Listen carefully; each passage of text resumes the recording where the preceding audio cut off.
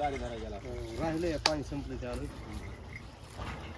भाऊ काय करतो काय ती इकलेली बरी मग उगाच सांभाळण्यात मजा नाही तिला.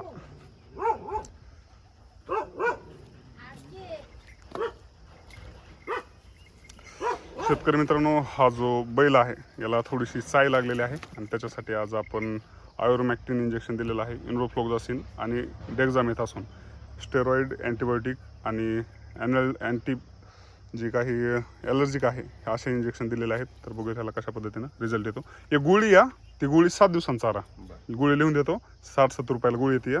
मग त्याच्यावर आणखी बराच फरक पडेल. जर गरज वाटली तर मग एक 7 दिवसाला त्या गोळीसोबत एक औषध आणावं लागेल. तसं तर ह्यावड्यावर हे चुपून जाईल सगळं. ॲलर्जीला फिक्स इलाज नसतं या. फक्त जेवढा आपण प्रयत्न करतात तेवढं दबतं येते 2-4 महिन्यापूर्वी. नंतर परत एकदा डोस घ्यायचा. 2-3 महिने डोस घ्यावा लागते. हो चला.